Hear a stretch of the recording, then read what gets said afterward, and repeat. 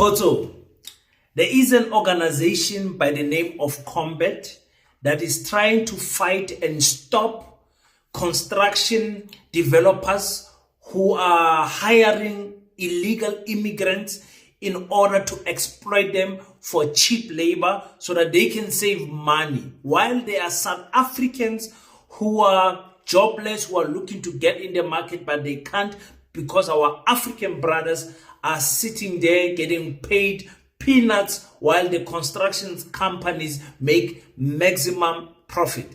Now, some of you would say, King, this is good. Our people are jobless. What is happening? Why are you telling us this? I want to show you guys 2 clips to show you guys that this thing does not stop with our African brothers. Provinces will start fighting each other for jobs. Let's talk about that and much more. Welcome to King Said So, Africa's one land, one language, one currency, one army on King Said So. Africans can unite. Your Pan-Africanist podcast. Enjoy.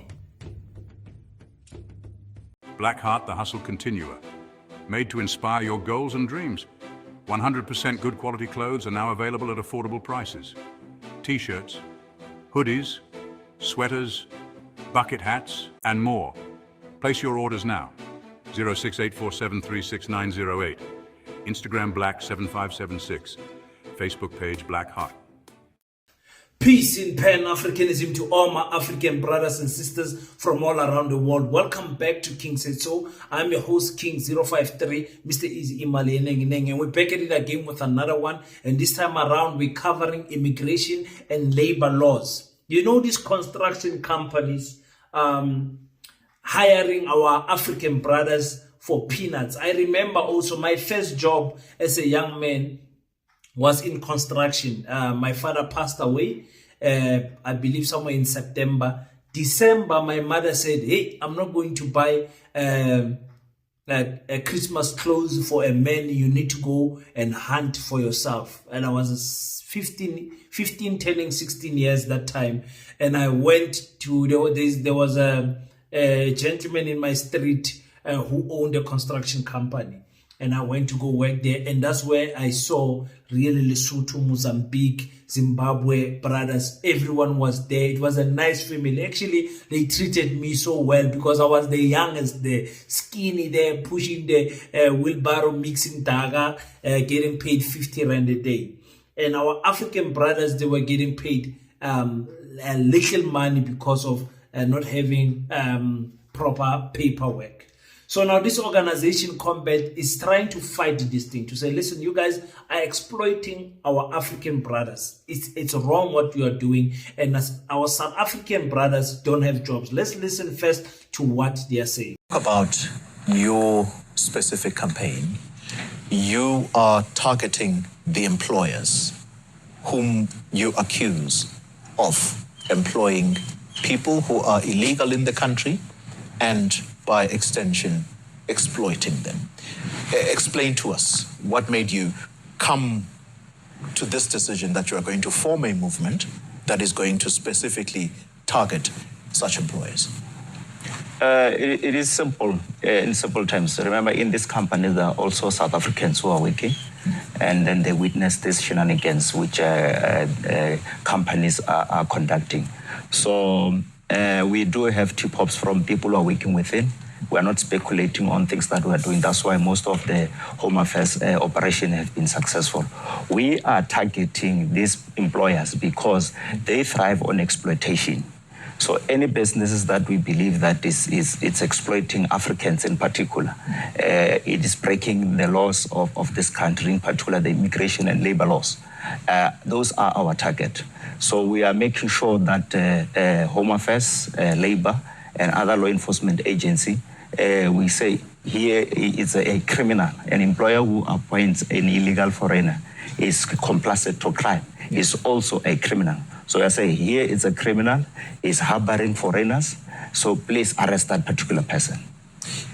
Are there specific sectors that are coming up time and time again as the ones that seem to employ a lot more illegal foreign nationals in their space? Thank you. Construction industry currently, it's booming because of exploitation.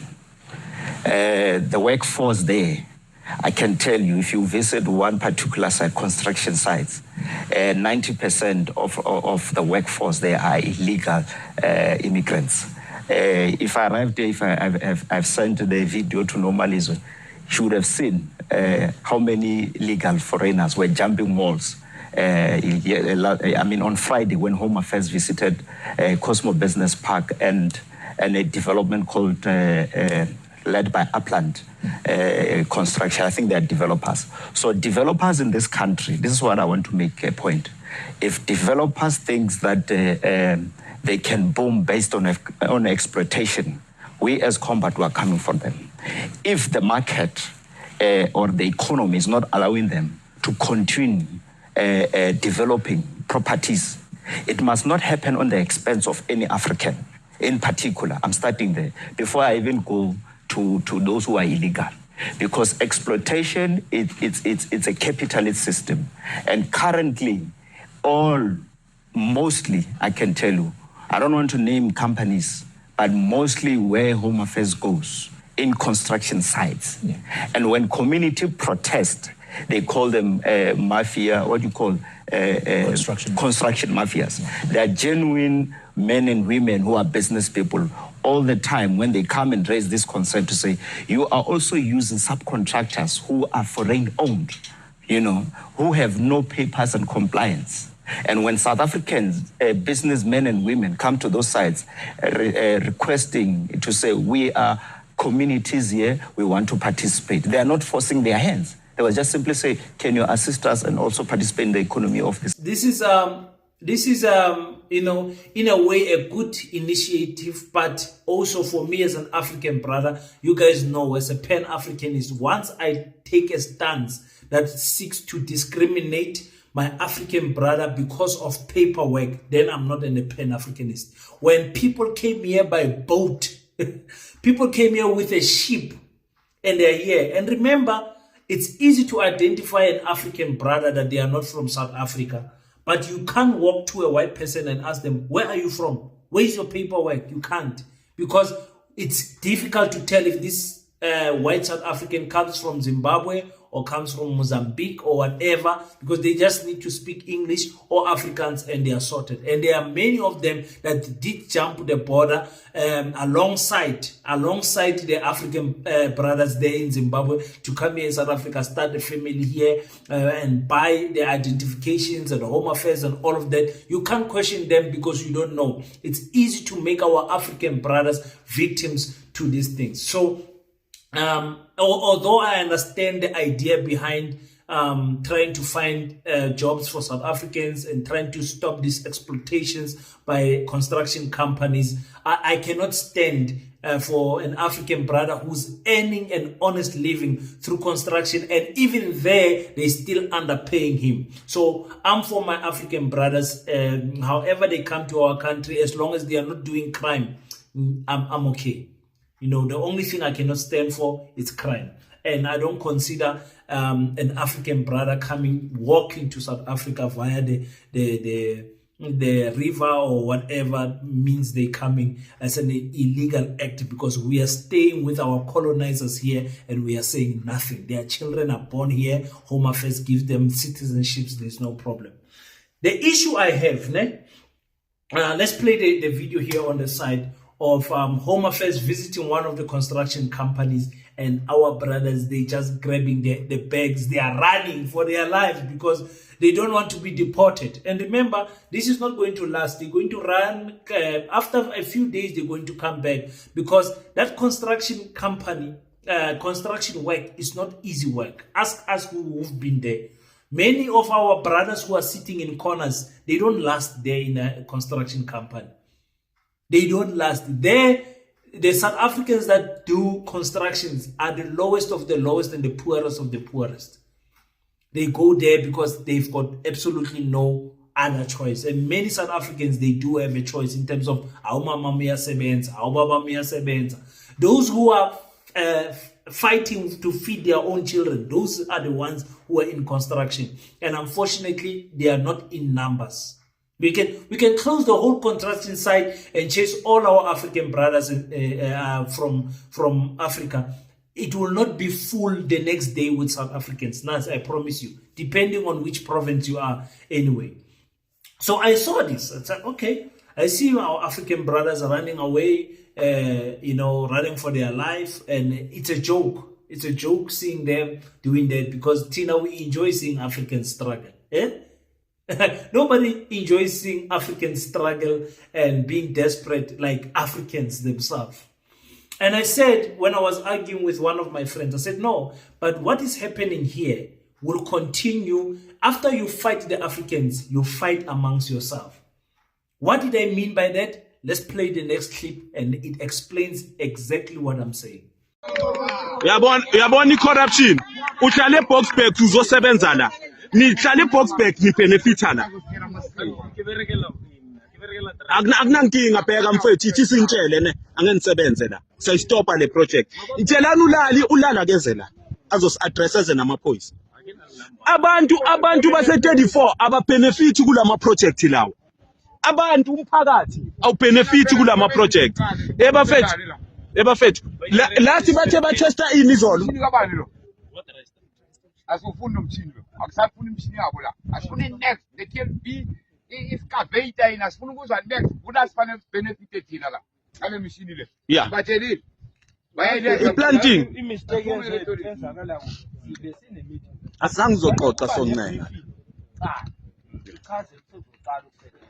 Ikhansela lathi izoba khona izositshela nge yeah, bayithe next week. Manje mase beqala. Why mabaqala ukusebenza? No, bayithe soil testing. No, ngomhlabathi ongaka. Guys, do you think that we are stupid thina njengomphakathi? We are stupid. Ababiza amaphoyisa sokhishwa amaphoyisa la. Ababiza amaphoyisa ndangaka zaskiphe now. Because now ama project ethu maningi under leadership yalama Simbe council awapheli lama project. And umphakathi awubenefit kulama project lawo. Kubenefit kuphela ama SMMEs angapha lawa lambile lawo. Uzobenefit ama.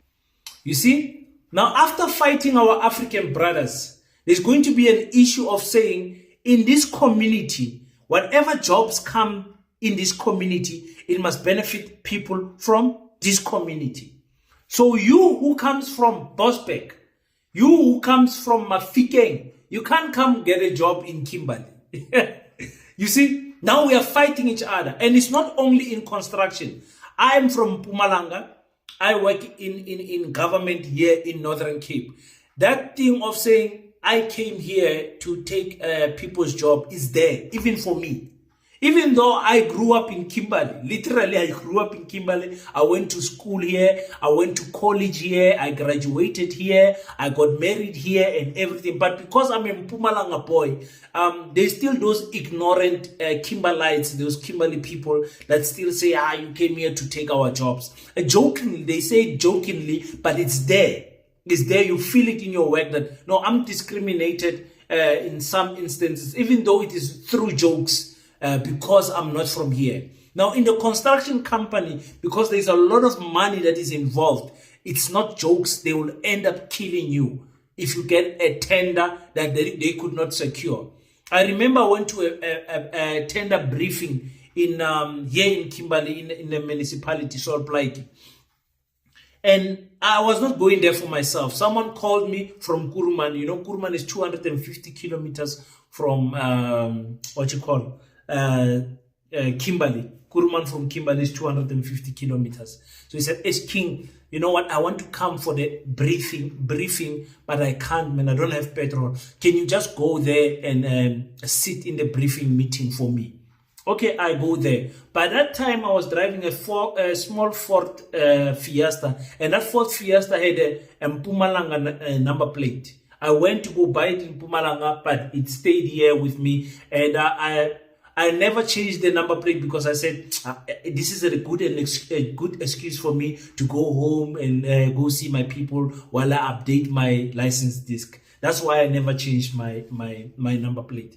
So I get there. We are sitting there in the tender. It was actually under a tree where they were briefing us, and before they started talking, some construction companies owners, they started saying, wait, whoa, before you start talking, they telling the municipality officials, they say, before you start talking, we have a question here.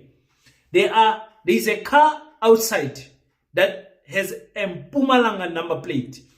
There's another one that's got a Gauteng number plate. There's another one that's got a Free State number plate. Those people must just pack their bags right now and go. How? You know? So, hey, whose cars are there? They say, hey, whoa, the Mpumalanga one that you're talking about is my car, but I stay here in Kimberley. Hey, we don't want to hear anything. It almost turned violent. It almost turned violent, but you know your boy does not fear anything. Maskala. Once and for all, I told him, hey, I'm not moving here. And nobody's going to touch me here. I'm telling you, you can verify the information. I work in Kimberley. I stay in Kimberley. My car is from Mpumalanga. I bought it there. That's it. You can do whatever you want. The one of Gauteng was actually a rental because you know a construction company, tenderpreneurs, they rent cars when they go in for bidding and all of those things. The other one said, hey, that car is a rental car that you are seeing of Gauteng. The one of Free State said, no, that's my girlfriend's car. So it was that commotion of fighting amongst each other as South Africans. So I'm warning you guys when it comes to this type of things. Once you chase our African brothers away, then the anger will then be directed to, no, you come from Limpopo, stay in Limpopo. You come from, and that cannot be. If we cannot cross those lines to say, no, a person from Eastern Cape got a job here, fairly so, it's okay. You understand? Because then how are we going to talk about integrating Africa? Because the next thing, there's an engineer that is needed in Zimbabwe. Zimbabwe is developing. You go there, the Zimbabwe people say, no, you can't come work here. We want our local engineers to work here. You might think it's fair, but it's not going to be fair when it's you when you want the job.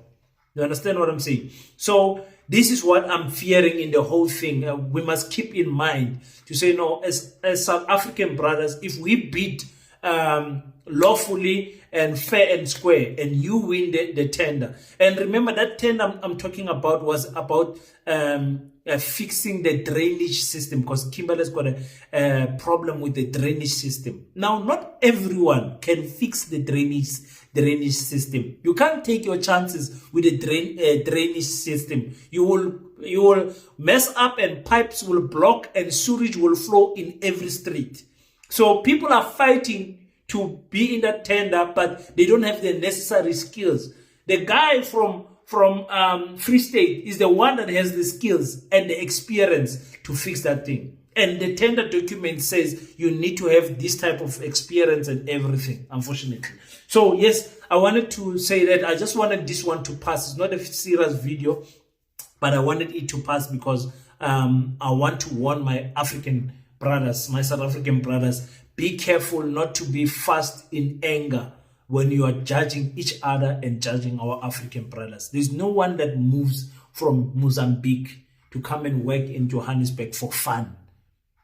This man is in need of this money. It's not easy for them. And we must have that heart of compassion for our African brothers and sisters. But you guys will tell me what you think on the comment section. And if you are working in another province, tell us, are those people receiving you well, or are those people making... I mean, you can imagine if you're a Tswana speaking person and you come from Northern Cape and you go work at KwaZulu-Natal where people don't want to learn other people's languages. I'm just making an example. We as Africans, as South Africans in particular, need to overcome that hurdle and learn each other's language and learn to integrate with each other's cultures. That's all I'm going to say. Until we meet next time, don't forget to pray. After you pray, stand up, African child. Do your best so that God can do the rest. Peace in Pan-Africanism.